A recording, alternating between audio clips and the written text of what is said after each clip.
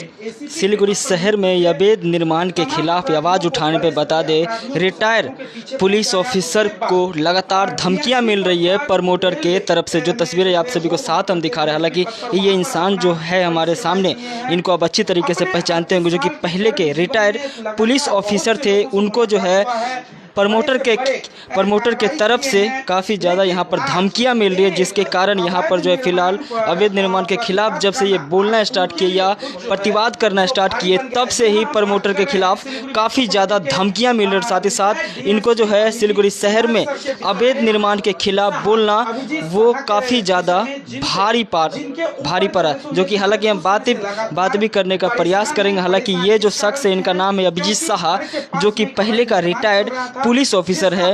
हालांकि ये जो है ये घटना होती है, आपको बता दें इनके घर के सामने, जो कि एक अवैध निर्माण मकान जो कि बनाए जा रहे थे, जिसके खिलाफ जैसे ये बोले, बता दें ये रिटायर्ड पुलिस ऑफिसर है पहले के। हालांकि जैसे ही उनके खिलाफ बोलना स्टार्ट किया, जो कि सिलीगुड़ी शहर में अवैध रूप से घर बना रहे थे, उनके खिलाफ जैसे ही बोलना किया तो इनको रास्ते में रोक करके इनको धमकियां देने लगी, और साथ ही साथ फोन में कई बार भी धमकियां दी। हालांकि ये जो रिटायर पुलिस ऑफिसर है, उनसे भी हम बात करने का प्रयास करेंगे।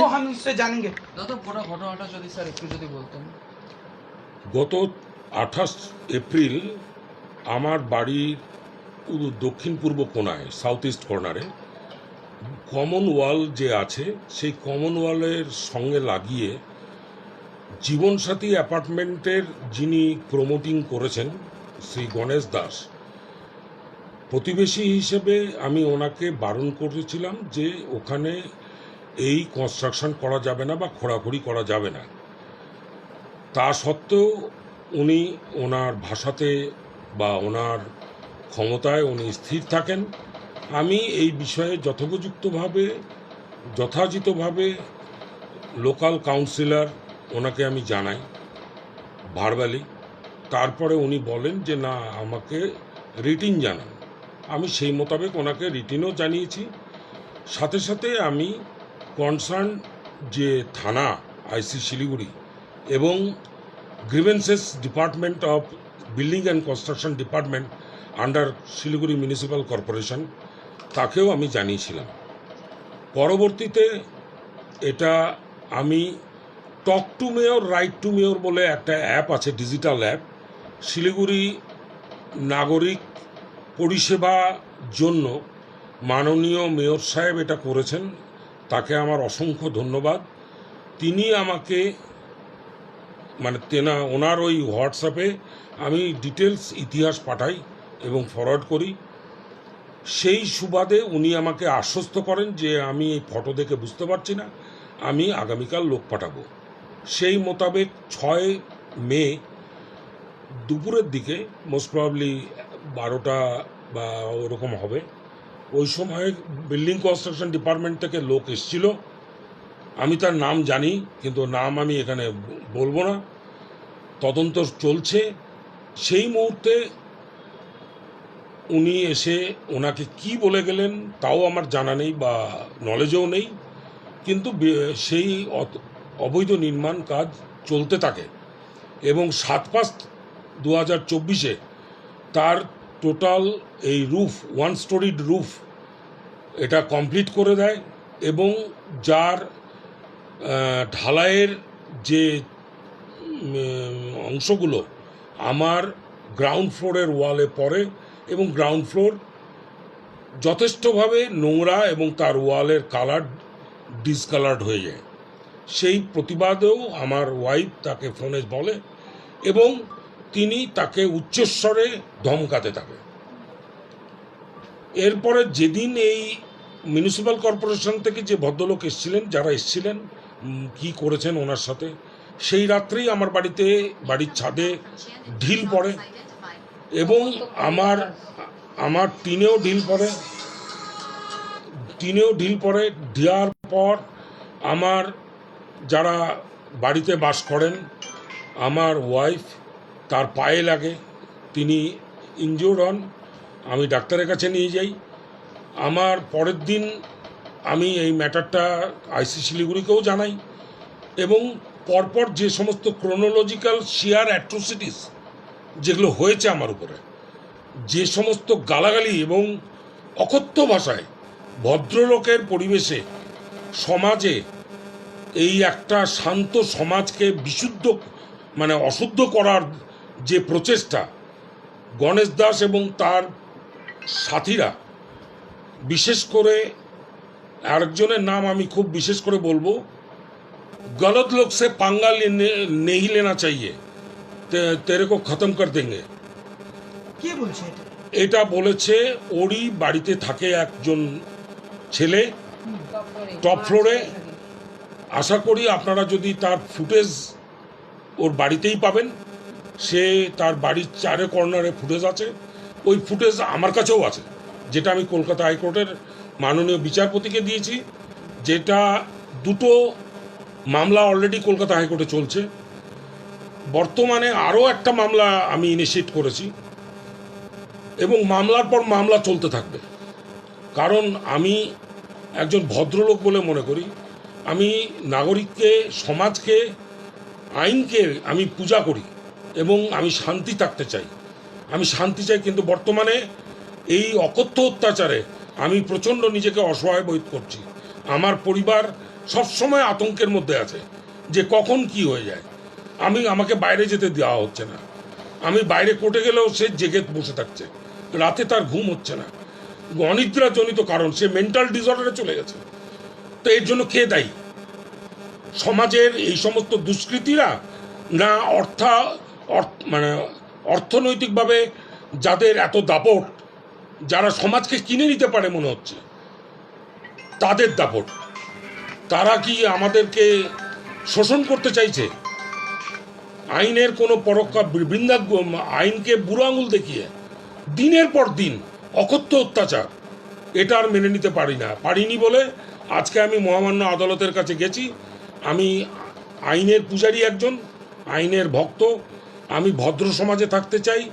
আমি সমাজকে আবেদন করব, সমাজের প্রতিটি বন্ধু, স্থানীয় লোক, প্রতিটি নাগরিক এই ব্যাপারে গণেশ দাসের যাতে উপযুক্ত বিচার হয়, যার বিচার প্রক্রিয়া কলকাতা হাইকোর্ট এবং নিম্ন আদালতে পেন্ডিং আছে, তার বিচার সঠিকভাবে বিচার হোক এবং আইনকে যে নিজের হাতে নিতে চায় তার জন্য তারও ব্যবস্থা করা হোক। এই আবেদনটুকু আমি রাখছি সবার কাছে। আপনাকে খুনের হুমকিও দেওয়া হয়েছে? আমাকে খুনের হুমকিও দেওয়া হয়েছে। 26/5/2024 রাত্রি 9:15 নাগাদ আমি হেঁটে বাড়িতে ফিরছিলাম। 3 জন মোটরসাইকেলিস্ট উইথ হেলমেট, মাস্ক, তারা আমাকে দাঁড় করিয়ে গলায় একটা ধাক্কা দেয়। তাদেরকে আমি স্পষ্ট দেখতে পাইনি।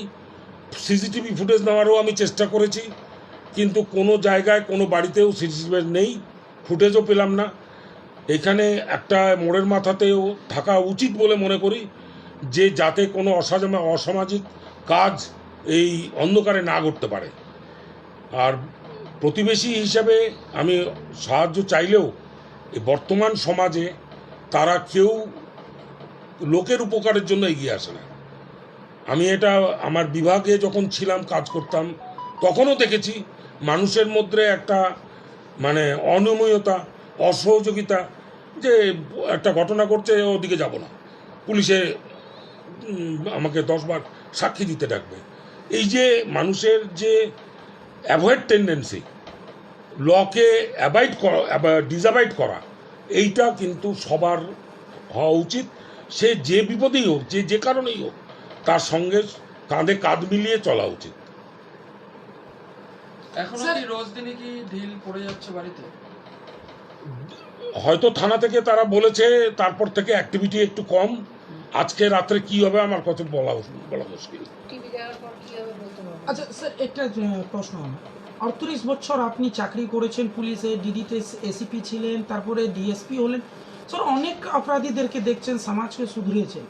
আজকে নিজে অসহায় মনে কেন করছেন স্যার? নিজে অসহায় মনে করছে এই কারণে যে আইন ছাড়া আর কিছু নেই এখানে। আইন যতক্ষণ না মহামান্য হাইকোর্ট আদেশ দিচ্ছে, ততক্ষণে এটা কার্যকর হচ্ছে। তার আগে যে প্রাইমারি স্টেজে যদি এটাকে বন্ধ করা দেওয়া যেত, যদি এটাকে ঠিকমতো লোকের হস্তক্ষেপ হতো, প্রপার প্রশাসনিক হস্তক্ষেপ হতো, তাহলে আমাকে এই মহামান্য আদালতের কাছে যেতে হতো না। লোকাল পুলিশ কি করছে স্যার এখানে? আপনিও পুলিশের রিটায়ার্ড, পুলিশ কি করছে এই জায়গায়? কোনো ভূমিকা নিচ্ছে না কেন? সিনিয়র সিটিজেন হিসাবে আপনার উপরে এই যে হয়েছে, আমি পুলিশের সহযোগিতা সবসময় চাই, এখনও চাই। তারা নিশ্চয়ই সহযোগিতা করছেন বা করছেন কি করছেন না সেটা তো আমি ইন রাইটিং কিছু পাইনি। তার জন্য আমি একটা লিগ্যাল প্রসিডিং করেছি, যেটা আমার আইনে মানায়। সেই আইনকে আমি যেহেতু পূজা করি, সবসময় আইন মোতাবেকই কাজ করে চলেছি এখনো। কোনোদিন ভেবেছিলেন এইভাবে আপনি পুলিশ থেকে রিটায়ার্ড হয়ে এসেছেন আর এইভাবে আপনি আক্রান্ত হবেন বা ধমকির শিকার হবেন? আমি বলে না, এটা কেউই কোনোদিন আশা করতে পারে না সমাজের কাছ থেকে, সমাজে প্রতিবেশীর কাছ থেকে এই ধরনের কেউই কোনোদিন আশা করতে পারে না যে প্রতিবেশী সবসময় ভালো মন্দের সবসময় কাছাকাছি কাঁধে কাঁধ মিলিয়ে থাকবে, সবাই সমাজের জন্য সেবা করবে। হ্যাঁ, একটা কথা কি, মানুষের একটা অনিচ্ছা থাকে, এখানে অনিচ্ছাটাই বেশি। স্যার দোষ কি মনে হচ্ছে আপনার? কি দোষ শুধু যে এই যে অবৈধ নির্মাণটা যে হচ্ছে? আমি শুধু প্রতিবাদ করেছি, আমার ওয়াইফ প্রতিবাদ করেছি, এটাই আমাদের দোষ। তাহলে কি স্যার শহরের নিরাপত্তা কোথায়? আপনাদের মতো মানুষই যদি এরকম সমস্যার মুখে পড়ে তাহলে প্রশ্ন দেখুন, ওটা আপনি যেটা বলছেন সেই প্রশ্ন আমারও, এই প্রশ্ন সবার, যে সাধারণ নাগরিক তার নিরাপত্তা কতটুকু পাবে। আমি অলরেডি কলকাতা হাইকোর্টের যে সার্ভার কপি সহ আইসিকে আমি জানিয়েছি যে আমার লাইফ অ্যান্ড প্রপার্টির যে অ্যাপ্রিহেন্ড করছি আমি নিজেকে, সেটা আমি ওনাকে চিঠি দিয়ে জানিয়েছি গত 22 তারিখে। সেটা উনি পেয়েও গেছেন। একটা মেলও করেছি ওনাকে যে ব্যাপারটা নিয়ে একটু পার্সোনালি স্ট্রিক্ট ভিজিল যাতে হয়, আমি যেন চলাফেরা করতে পারি, কারণ আমি আশঙ্কা করছি আমার উপরে যে কোনো দিন যে কোনো সময় অ্যাটাক হতে পারে। আপনার উপরে তো একদিনকার কোনো সময় রাস্তা কি আটকানো হয়েছিল কিছু জন দ্বারা? সেটা এই তো গত 26 তারিখ বললাম, আচ্ছা, তার আগে আমাকে রাস্তা আটকায়নি। 26 তারিখ আটকানো হয়েছিল, গলায় ধাক্কা দেওয়া হয়েছে, বলেছে যে থ্রেট হয়েছে, বেশি বাড়াবাড়ি করিস না, বাড়াবাড়ি করিস না, গণেশের নামে যত কমপ্লেন আছে সে উইথড্র করে নে, আর বাড়াবাড়ি করলে গণেশ বলেছে গুলি করে উড়িয়ে দেবে আমাকে। আপনি হাইকোর্টে কবে মুভ করলেন? আমি হাইকোর্টে মুভ করেছি গত 18/6/2024 এবং 20/6/2024 মহামান্য আদালত, মহামান্য হাইকোর্ট রায় দিয়েছেন। সেই রায়ের প্রতিলিপি অলরেডি পাঠিয়ে দেওয়া হয়েছে যথাযথ জায়গায়। এবারে তারা কি রায় দিয়েছেন? রায়ে বলা আছে যে দুই পক্ষকে নিয়ে মিউনিসিপ্যাল কর্পোরেশন ওটা ইন্সপেকশন করবে, জায়গা দেখবেন, এনকোয়ারি করবেন এবং ইন অ্যাকর্ডেন্স উইথ ল আইন অনুযায়ী ব্যবস্থা নিতে বলেছে। সেটা এখনো পর্যন্ত পুর নিগম কাছ থেকে কোনো কিছু আমি পাইনি। আমি তার আশায় বসে আছি কবে তার কাছ থেকে আমি চিঠি পাবো। ওনারা যেদিন বলবেন সেদিনই আমি গিয়ে হাজির হব। আচ্ছা স্যার, এই যে নগর নিগম কাজ করছে না, কিন্তু পুলিশে আপনার উপরে যে হুমকিটা দেওয়া হয়েছে, আপনি কমপ্লেন করেছেন, সেই থেকে পুলিশ কি কারবাই এখন অবধি করে? এখনো পর্যন্ত একাধিকবার কমপ্লেন হয়েছে। Total 19 complain has already been submitted in different occasions, in different times against the chronological happenings by the alleged mafia-like activity, Sri Ganesh Das and its cohorts, যার নাম বললাম। নাম্বার 1 হচ্ছে Abhijit Das, he was present at the time of occurrence, গরদ লোক সে পাঙ্গালিয়া তেরে কো খতম কর দেঙ্গে। ওই footage ওর বাড়িতেও পাওয়া যাবে, আপনারা যান, ও ডিভিডিআর সার্চ করুন।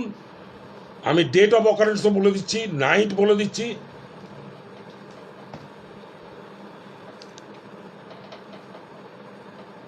স্যার এটা কত নম্বর ওয়ার্ডে আপনাদের? 26 নম্বর ওয়ার্ড। तो ये घटना जो है सो हम लोग आपको दिखा रहे हैं 26 नंबर वार्ड में, जहां पर डीडी के एक समय के एसीपी और रिटायर्ड डीएसपी अभिजीत शाह, जो आज खुद को जमीन मामले में जो दर्शकों आपको बता दें, जो तस्वीरें आप सभी के साथ हम दिखा रहे हैं, तस्वीरें जो कि यहाँ पर बाऊपरा के इलाके से जहाँ पर बता दें, ये जो आप शख्स देख रहे हैं, वो पहले का रिटायर्ड पुलिस ऑफिसर है, जो कि इनको अवैध निर्माण के खिलाफ ये आवाज़ उठाए तो बता दें इनके ऊपर ही वो हावी हो गया, जो कि अवैध निर्माण कर मकान मकान बना रहे थे, अवैध निर्माण कर अपने घर बना रहे थे, उनके खिलाफ जब ये रिटायर्ड पुलिस ऑफिसर जब उनके खिलाफ जब कंप्लेंट किया, जब बोलना स्टार्ट किया, तो इनको बता दे धमकियां मिलने लगी अलग अलग तरीक़ों से। हालांकि बता दें ये लोग जो यहाँ से এই যে আমাকে থ্রেট করা হয়েছিল গলত লোক সে পাঙ্গালিয়া 7 June 23 hours 34 minutes 24 seconds to 23 minutes 38 hours 38 minutes 53 seconds. That all video shared to IC Shiliguri, concerned inquiry officer as well as Calcutta High Court. তারপরে কোনো কারণ Then I will also before the friends or press that all videos should be kept in his DVDR. Please verify who were present at the time of occurrence. তো এই যে Kolkata high court যে নির্দেশ দিয়েছে তারপরে এখন অবধি কোনো কারবাই দেখতে এখনো পর্যন্ত কোনো কারবাই পাইনি, তবে আমি আশা করছি পুলিশের কাছে hopefully they are doing so. হ্যাঁ? পুলিশের কাছে তো আপনি সন্তুষ্ট নন। তার জন্য আলাদা আলাদা আমি ব্যবস্থা নিচ্ছি এবং নিয়েওছি already. The separate legal proceeding will be started shortly.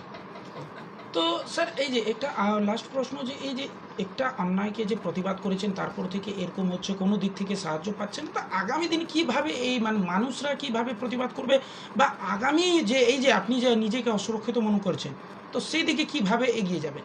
আমি মনে করি যে সমস্ত নাগরিক হিসেবে ভদ্র শান্তি হিসেবে শান্তি যারা বজায় রাখতে চায় সমাজে, সবার ঐক্যবদ্ধ হওয়া দরকার এবং এটার একটা গণপ্রতিরোধ হওয়া দরকার।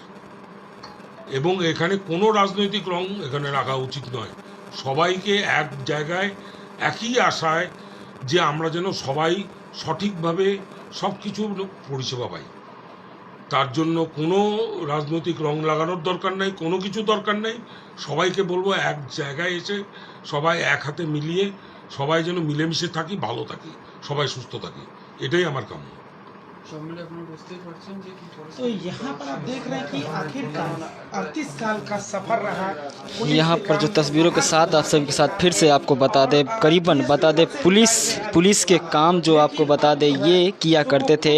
ये रिटायर्ड पुलिस ऑफिसर थे। ये कई ऐसे लोग हैं, कई ऐसे अपराधी हैं जिनको पकड़ने का काम, या यूँ कहे कि जिनको सुधारने का काम ये लोग जो है कई बार किए। लेकिन करीबन 38 साल पहले आपको बता दें, ये जो कि तस्वीरों के साथ दिखा रहे, हालांकि जब ये अवैध निर्माण के खिलाफ जब ये आवाज़ उठाते, अपने घर के सामने में ही ये अवैध निर्माण मकान बनाया जा रहा था, उनके खिलाफ जैसे आवाज़ उठाते हैं तो बता दें वहाँ पर जो है इनको धमकियाँ मिलने लगती है। हालांकि बता दें धमकियाँ ऐसी मिलती है कि जगह जगह या कहीं पर जा रहे हैं तो वहाँ पर 2 बाइक चालक या 3 बाइक चालक 5-6 लड़के इनको धमकियाँ देने लगती है। और साथ ही साथ बता दें ये लगातार फ़ोन में भी धमकियाँ मिलने लगती है। और साथ ही साथ जो प्रमोटर थे, जो मकान बना रहे थे, वो भी इनको फ़ोन करके काफ़ी ज़्यादा धमकियाँ देने लगती है। जो तस्वीरें आप सभी के साथ हम दिखा रहे हैं, हालांकि इस चीज़ को लेकर के जो तस्वीरें आप सभी के साथ हम दिखा रहे हैं, हालांकि इनका नाम बता दें, इनका नाम सभी के साथ बता रहे, नाम इनका अभिजीत साहा है, जो कि बता दें ये पहले के रिटायर्ड पुलिस ऑफिसर है। और ये जो है फ़िलहाल रिटायर्ड है, जिसके कारण आपको बता दें यहाँ पर उनके ही घर के सामने जब अवैध मकान बनाया जा रहा था, अवैध निर्माण मकान बनाया जा रहा था या घर बनाया जा रहा था, उनके खिलाफ ये आवाज़ उठाते हैं, उनके खिलाफ ये आवाज़ उठाते हैं। तो आपको बता दें इनको जो है काफ़ी ज़्यादा धमकियां मिलने लगती है। हालांकि राह चलने के बाद भी 2-3 लड़के, 2-3 युवक बाइक में हेलमेट पहन करके प्रॉपर तरीके से मुख ढक करके आते हैं और इनको डायरेक्ट धमकियां देते हैं कि आप जो है सारा केस विड्रॉ कर लो, सारा केस उठा लो, नहीं तो आपको गोली मार दी जाएगी। हालांकि ये कहना है अभिजीत साहा, जो कि रिटायर्ड पुलिस ऑफिसर है।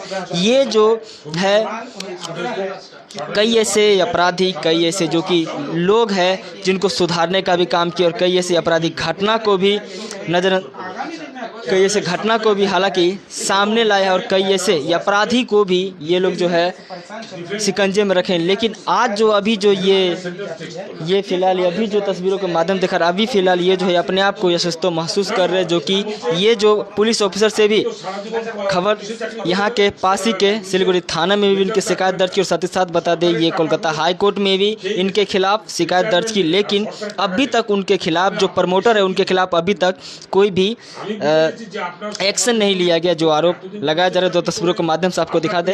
दर्शकों आपको बता दें ये जो फिर से आपको बता दें ये जो है रिटायर्ड पुलिस ऑफिसर है जिनको अवैध निर्माण के खिलाफ एक मकान बनाया जा रहा था, उनके खिलाफ जब प्रतिवाद करते हैं तो बता दें इनको जो है अलग अलग तरीके से धमकियां मिलने लगती है। फिलहाल ये केस जो है सिलीगुड़ी थाने में भी दर्ज किया और अलग अलग पुलिस ऑफिसर को भी बोला। और साथ ही साथ आपको बता दें ये कोलकाता हाई कोर्ट में भी इस चीज़ को लेकर के डायरेक्ट केस चल रहा है। तो दर्शकों इस खबर को लेकर के आपकी क्या प्रतिक्रिया है वो कमेंट के माध्यम जरूर बताएं।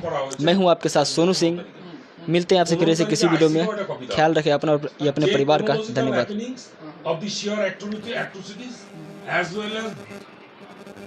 সিরিয়াস থ্রেটস তখন আমি অ্যাটাক হইনি, কিন্তু নেক্সট 18/5 আবার আমাকে বলা হলো মাদারচোদ অভিজিৎ শাহ, বাঞ্চোদ অভিজিৎ শাহ। আপনাকে অ্যাটাক করা হলো।